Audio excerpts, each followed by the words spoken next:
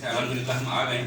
تو رمضان المبارک میں ہمیں اس مہینے کی برکتیں، اس مہینے کا پھل کھانے کا موقع اللہ رب العالمین نے ہمیں عطا فرما دیا. لیکن ہم یہ تو رسول اللہ صلی اللہ علیہ وسلم کی دعا ہے جی ٹھیک ہے، اور حدیث بھی آپ نے بہت اچھی بیان فرمائی کہ جو جس نے روزہ رکھا ہو وہ جہالت کی بات نہ کرے، جی اور اگر کوئی شخص جہالت کی بات کر رہا ہو تو وہ اس کو 2 دفعہ منع کر دے کہ میرا روزہ ہے. اب ہم بطور مسلمان اور بطور عام انسان اور بطور پاکستانی جی ہم یہ کر رہے ہیں کہ جب ہم یہ سنتے ہیں کہ رمضان آ رہا ہے تو ہم رمضان کی تیاری نہیں کرتے، جی ہم عید کی تیاریاں کرتے ہیں. ہم عید کی تیاریاں کرتے ہیں. اور اگر آپ خواتین کی بات کریں تو ہم لوگ تو فروزن آئٹمس بنانے کی بات کرتے ہیں کہ مجھے یہ فریز کرنا ہے، مجھے یہ بنانا ہے.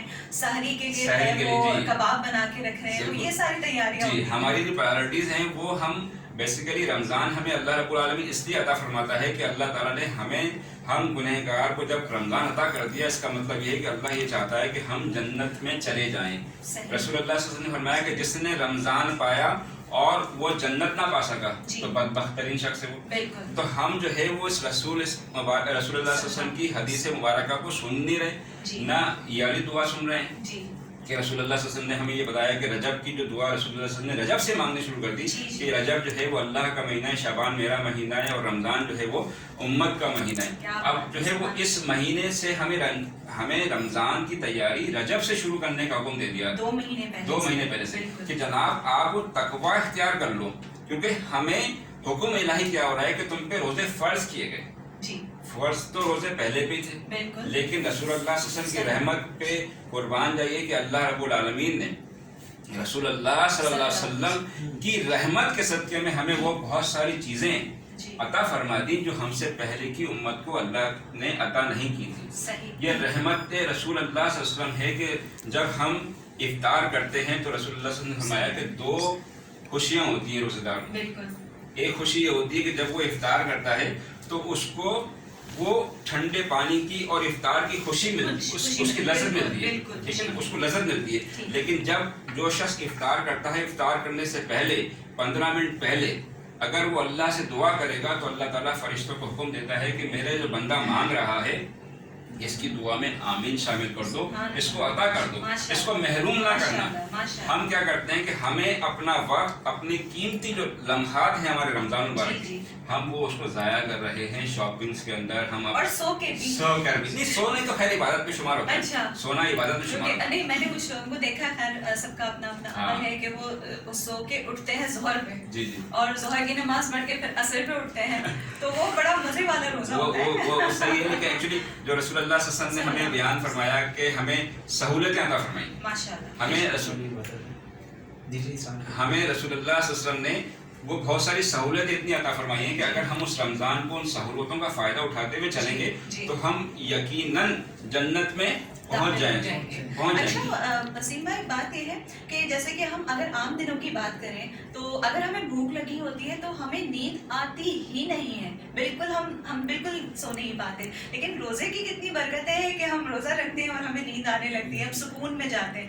اس کی وجہ یہ ہے کہ جب یہ روزہ بیسیکلی ہے کیوں، یہ اصل میں سوال یہ ہے کہ اگر کیا طبی طور پہ اس کی کیا وجوہات ہیں کہ جو ہم 30 دن جو ہے وہ بھوکے رہتے ہیں، ہم وہ ہر اس چیز سے پرہیز کر لیتے ہیں جو ہمیں حلال ہے. کھانا ہمیں حلال ہے، پینا ہمیں حلال ہے، اور بہت ساری چیزیں ایسی حلال ہیں، لیکن ہم صرف اس بات کو مد نظر رکھتے ہیں کہ اللہ رب العالمین کا حکم ہے کہ تم اس چیز سے دور ہو جاؤ. حلال چیزوں سے بھی ہمیں اللہ نے دور کر دیا. تو اس کا اجر میں نے بھی آپ کو ایک بتایا کہ اللہ تعالیٰ اس افطار کے وقت جب ہم دعا کرتے ہیں تو وہ دعا ہماری قبول ہوتی ہے. ایک خوشی تو یہ ہے. دوسرا جو اجر ہے جو سب سے بہترین ہے وہ کیا ہے کہ وہ اللہ رب العالمین کی زیارت ہے. وہ زیارت اللہ جب ہمیں عطا ہوگی جب ہم اس دنیا سے کوچ کر جائیں گے. کیوں؟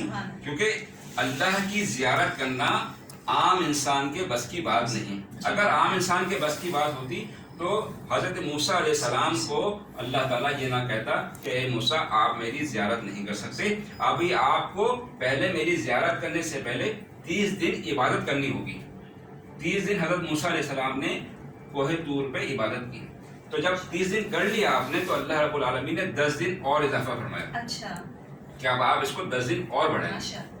تو اس کے بعد جب 40 دن ہو گئے تو اللہ رب العالمین نے حکم دیا کہ اب وہ دیکھو وہاں سے آواز آئی ایک درخت سے. جی. تو جب درخت سے آواز آئی تو موسیٰ علیہ السلام اس تجلی کو برداشت نہیں کر سکے اور بے ہوش ہو کے گر پڑے. اچھا. جی اس تجلی کو. صحیح. لیکن رسول اللہ صلی اللہ علیہ وسلم کو اللہ رب العالمین نے معراج عطا فرمایا. ماشاءاللہ. ابھی دیکھیں معراج سے چل رہا ہے. رجب سے میں نے آپ کو گفتگو اپنی شروع کی کہ رجب سے، تو رجب میں اللہ رب العالمین نے رسول اللہ صلی اللہ علیہ وسلم کو معراج عطا فرمائی. اور موسیٰ علیہ السلام کو اللہ رب العالمین نے کہا کہ آپ اپنی چپلیں اتار کر آئیے گا. عبادت گاہ ہے، اتار کر آئیے گا.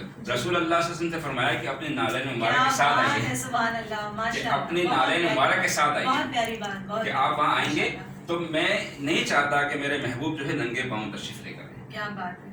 محبوب کو بلایا جا رہا ہے اور موسیٰ علیہ السلام سے کہا جا رہا ہے کہ آپ جو ہے وہ میری زیارت نہیں کر سکتے. جب موسیٰ علیہ السلام نبی ہو کے نہیں دیکھ سکتے اللہ کو تو عام انسان کو بھی اتنا آسان نہیں. ہاں وہ لوگ جو اللہ کے ولی ہیں وہ زیارت کر سکتے ہیں، لیکن اس کے لیے پہلے اپنا قلب روشن ہونا ضروری ہے. جب ہم رجب المرجب میں اپنے قلب کے اندر بیج بوئیں گے اللہ کے ذکر کا، تو ہمارا دل چونکہ گناہوں میں اتنا کثیف ہوا ہوا ہے، اتنا کالا سیاہ ہوا ہوا ہے کہ ہمیں رمضان آ چکا ہے لیکن ہم جو ہے وہ عبادت کی طرف کم اور شاپنگ اور کھانے پینے پہ ہمارا دھیان زیادہ ہے. تو ہمیں جو حکم ہے وہ یہ ہے کہ آپ جو ہے اپنے رجب سے اپنے معاملات لے کے چلیں، بیج بوئیں. آپ پریکٹس کرنا شروع کر دیں اور تاکہ رمضان میں پورا روٹین میں آ جائیں. آپ جب بیج بولیں گے، بیج بولنے سے مراد یہ ہے کہ جب آپ اللہ کا ذکر کرنا شروع کریں گے، عبادت کرنا شروع کریں گے، آپ کے دل کے اندر تقویٰ پیدا ہونا شروع ہوگا. آپ کو لوگوں کا احساس ہونا شروع ہوگا کہ میرا جو پڑوسی ہے ایسا تو نہیں کہ وہ بھوکا سو رہا ہو، ایسا تو نہیں اس نے کچھ کھانا نہیں کھایا ہو، ایسا تو نہیں اس نے کچھ پیا نہ ہو، اور میں پیٹ بھر کے کھا رہا ہوں. میں نے اپنے کپڑے بنا لیے، اپنے بچوں کے کپڑے بنا لیے، اور میرا جو پڑوسی ہے وہ بیچارہ اپنے بچوں کے لیے ترس رہا ہے کہ کاش کہ مجھے بھی کچھ مل جائے. رمضان المبارک جو ہے ہمیں کیا دے رہا ہے؟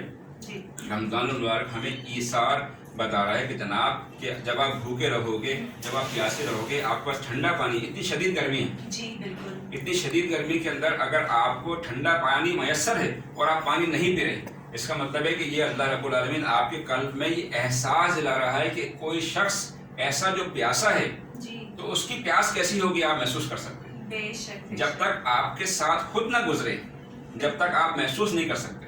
بالکل. اگر آپ بھوکے ہیں، یہ اصل میں جو امیر جو طبقہ ہوتا ہے اللہ رب العالمین نے ان کو امیر اس لیے بنایا کہ وہ غریبوں کی مدد کریں، وہ زکوٰۃ دیں، وہ خیرات دیں، وہ لوگوں کی مدد کریں، وہ لوگوں کو بتائیں کہ جناب کہ آپ پریشان نہیں ہو، ہم ہیں آپ کے ساتھ. اس لیے اگر اللہ رب العالمین چاہے تو وہ پوری کائنات کو لمحے میں دے سکتا ہے، لمحے کے 1000ویں حصے میں دے سکتا ہے.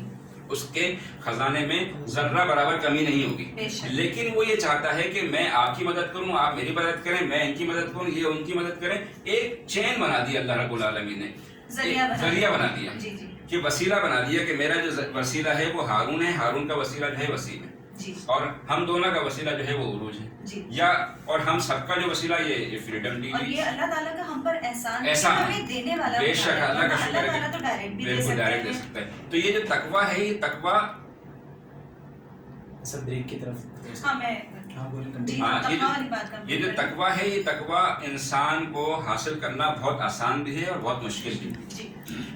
آسان اس سینس میں ہے کہ اگر ہم اس بات کو سمجھ لیں جو آپ کی بات آپ نے کہی کہ اللہ کے رسول صلی اللہ علیہ وسلم نے فرمایا کہ جب آپ روزہ رکھیں تو جہالت کی بات نہ کریں.